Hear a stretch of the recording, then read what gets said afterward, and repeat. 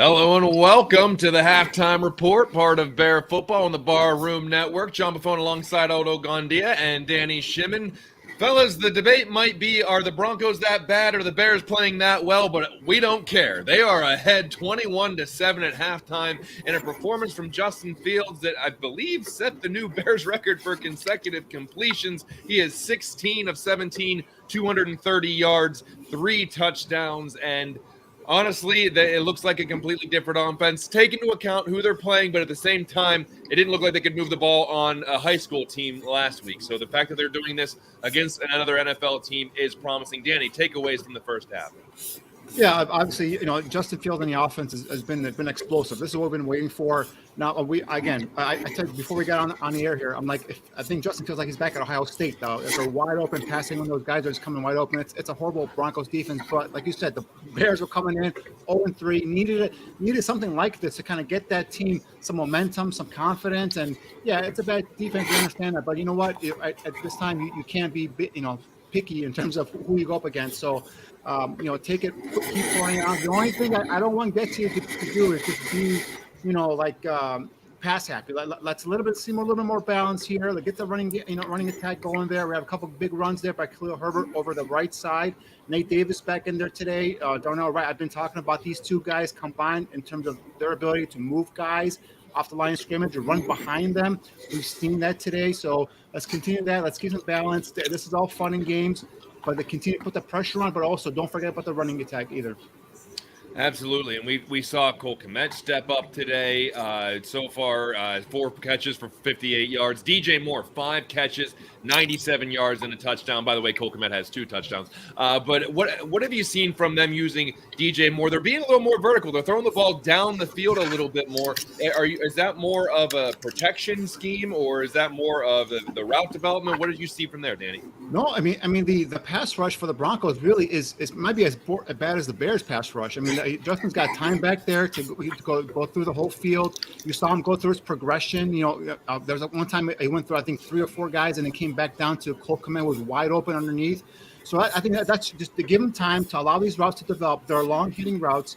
The broadcast made a nice point there where he said they talked to Eberflus during the week.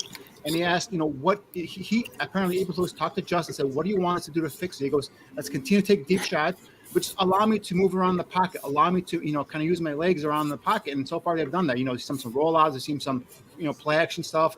But I think the main thing there, John, is the offensive line has held for the most part. I think there was a 1 sack there late towards it in that first half by Cooper. But for the most part, the offensive line has done a good job of pass protecting. That he's got plenty of time back there to go through his reads, and he's hitting DJ Moore. Well, let's face it, this Broncos team doesn't seem like they can cover anybody right now. So, and he's hitting him in stride. And I like the fact that he's spreading the ball around. Terrific. And if anyone questions Justin's toughness, that flea flicker where Justin stood in there and took that hit and still delivered a ball that St. Brown made a juggling catch, but a nice catch on the sideline. That right there just kind of shows again the qualities of this kid has in terms of his toughness and overall ability to make plays. Speaking of St. Brown, it's people already saying, look what happens when they don't dress Chase Claypool. Look what happens when you don't put him up. Well, they seem to be doing just fine without him. I'm sure we'll talk about that on the post-game show. But Danny also trying to get some of the The running backs involved: Khalil Herbert, 5 carries, 37 yards. Roschon got 2 carries. But do you think that they need to be a little bit more involved in the second half if they're on a lead, which we're not used to? The Bears playing with a lead, do they got to establish that running game to try to eat up some clock? Right, because I don't want to take away the aggressiveness and the play calling, but I also don't want to forget about the run game, because in terms of when you have a big lead, the best way to allow a team to get back into it is by making a mistake, tip ball, interception. Next thing you know, they have great field position, and the Broncos haven't been bad on offense. It's their defense that sucks. So if you give this Broncos team a shot with a short field, with a turnover or something like that, then you're talking about them probably putting some points on the board, and next thing you know, you could lose the lead. But I don't want them to take away their aggression. I want to continue attacking downfield, but just mixing the run game as well. I think you said Khalil only had like 5 carries. Let's mix him and Roschon Johnson in there. Again, I like that the right side combination of Nate Davis and Darnell Wright. Let's run over those guys until they stop it. Let's keep pounding the ball at them as well. And now, once you got those guys kind of healing, you got those linebackers reeling and coming in, biting on those ball fakes. Now it gives you even more opportunity to get downfield with the DJ Moore, Darnell Mooney, and allow Justin Fields to do some more things down the field and get more creative. I haven't been paying a lot of attention to the pocket just because of the efficiency they've had on offense so far throwing the ball. But have you seen them moving the pocket for Justin Fields, or has it been just straight up good play by the offensive line, keeping the pass rushers at bay?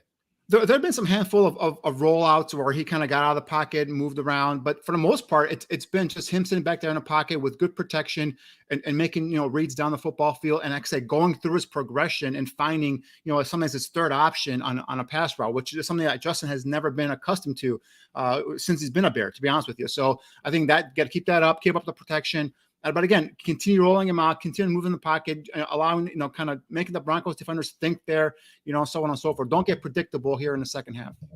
Let's move over to the defense, because they have held Denver to 7 points. Russell Wilson, 12 of 13, however, for only 88 yards and a touchdown. I believe Javonte Williams was a little banged up. I'm not sure if he's going to come back into the game or not. So they're going behind this young kid, McLaughlin. They also have Samaje Perine.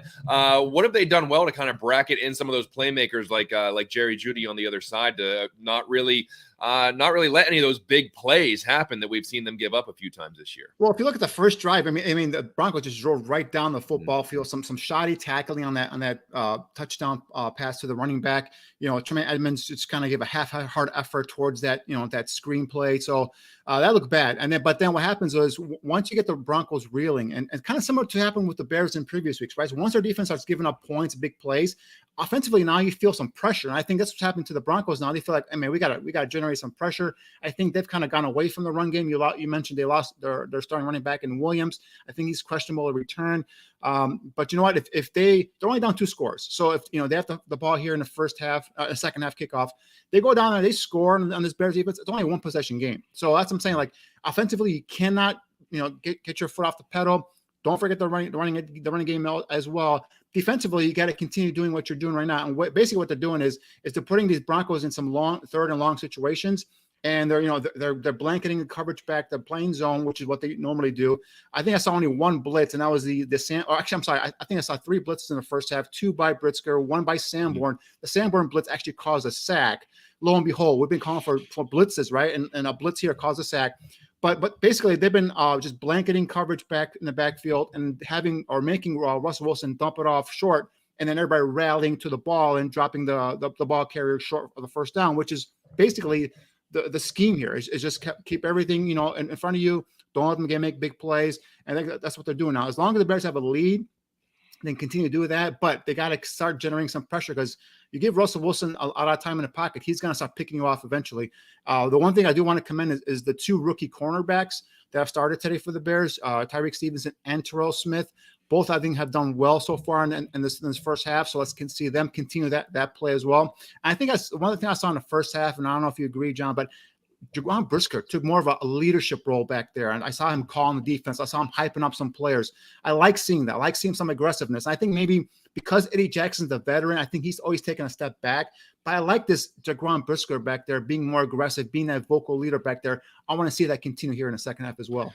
And he was one of the ones when the Broncos had to call timeout. He was one going crazy, telling the crowd to get into it. Also, commending the crowd at Soldier Field for keeping that energy up. You're an 0-3 team, and the Broncos are coming into town, and they still it got loud there. People are smacking the wall, trying to create as much noise as possible. Love seeing that at Soldier Field. Also saw a real good tackle out of the Stroman kid who's in there. So a nice play out of him. He's kicked in there to play some nickel back, and I think one thing about him is he might get beat in coverage, but he's physical, and we saw that in that way he kind of approached that tackle he made there out of the slot. So nice play by Stroman as well. Thank you for pointing that out. Yep.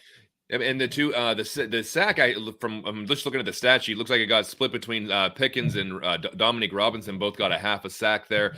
Some pressure was created there by Ngakoue, but that was more as opposed to what we saw before, where it almost had to be a coverage sack in pass games. This was actually getting after the quarterback this time, and so is that. I think sending Sanborn on a blitz kind of initiated that. He wasn't able to kind of finish it, and I think the other two guys came in and finished it off. But again, they're not getting pressure with just four guys. You watch them whenever they just send just four guys, they're not getting there. So you got to get more creative. Send a couple more blitzes. We talked about Stroman being an aggressive tackler. Maybe send him from a nickel blitz. Send more Sanborn. And Jack Sanborn's got to be on the football field. A lot of times they've been benching him and just playing Edwards and Edmonds, the two big free agent signings. But you know what? Last week and this week, I know last week was against Blaine Gabbert, but this week, Sanborn, when he's on the field, he's making plays. And I do not want to take him out of the football field. So I don't know if that means benching Edwards and putting in Sanborn in, or just maybe playing a little bit more three linebackers because you're down a DB now in the secondary with the health issues. We'll see. But I like keeping Jack Sanborn on the football field as much as I possibly can. Oh, to your point, with some more injuries in the secondary, they could probably stay in that base 4-3 defense a couple more times and maybe create some pressure out of that formation, couldn't they? Yeah, for sure. It happened right there in the first half. They already blitzed Sanborn in, and so I would just continue that again until the Broncos start kind of exposing him in terms of pass coverage. I would keep Sanborn in there, and again, he helps the run defense too. So the one thing with the Bears in the first half, and it kills me, is their defensive end just cannot contain or maintain, I should say, a strong edge in terms of a run defense. They always kick inside to get pinned inside. There's a big wide lane there. So that's something that they have to look at. Hopefully they can make some sort of adjustment to get that done. This is 4 weeks now where those ends are kicked inside, getting pinned, leaving a wide open gash or lane there on the outside in that C gap for the running backs to get through. So got to fix that. All right, second half just kicked off. The Bears up 21-7. We'll be with you as soon as the clock hits triple zeros in the fourth quarter, hopefully talking about the Bears' first win of the season. For Danny Shimon, I'm John Buffone. Aldo Gandia will be with us too. We'll see you after the game, everybody.